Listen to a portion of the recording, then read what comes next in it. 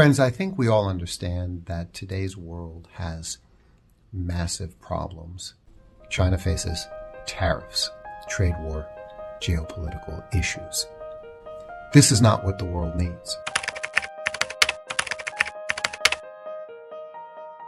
I think many economists are very worried about the increase in tariffs across Asia Pacific and in Europe now as well, because we've seen some very important growth that's helped people's livelihoods improve from extra trade. And if that slows it down, then we get much more worried that we have something that looks like the 1930s sort of economic situation, which was bad for all the players involved.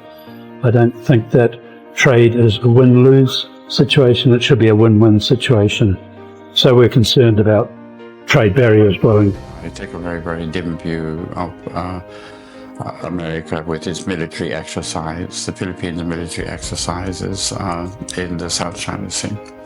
They're purely confrontational.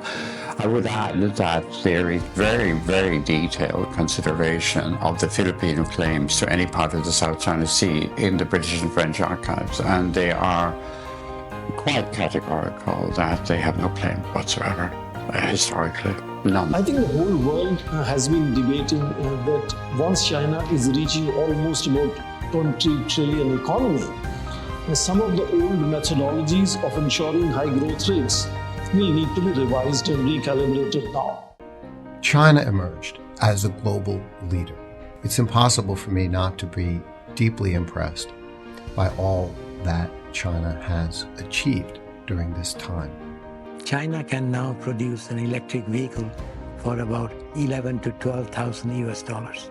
In EU, the cheapest vehicle, they need 2.5 times that amount. Digital economy has crossed 40%. I expect that China will play an important leadership role in that conference, as it has in the past. China's own emission reduction policies are very strong and very well designed. We must learn things not necessarily superficially. And now China has come in a big way to support this continent, not only with billions of dollars in the FOCAC agreements, but also in technology transfer, in cultural connections, in human-centered connections to promote the global South and, of course, South-South cooperation.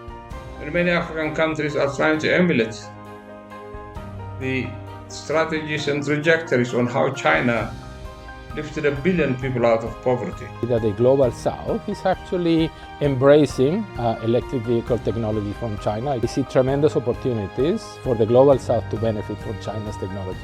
To cooperate, to address incredible, pressing global needs.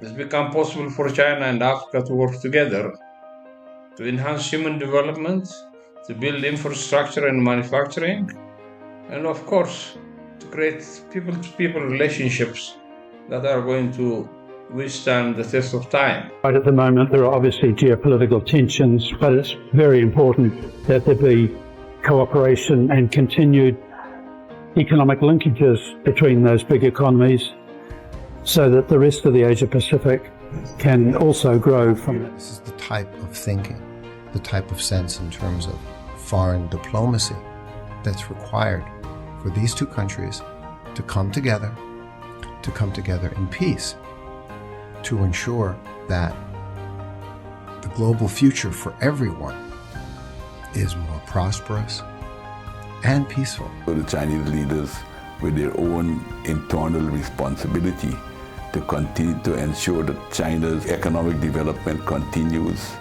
that it continues to grow, that the quality of life of the Chinese people continue to be improved. China should spread the benefits of China's technological progress to the whole world, particularly to developing countries. So other, people in other countries can share the fruits of China's technological progress.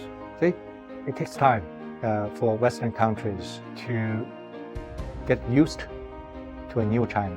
A China with a strong innovation basis.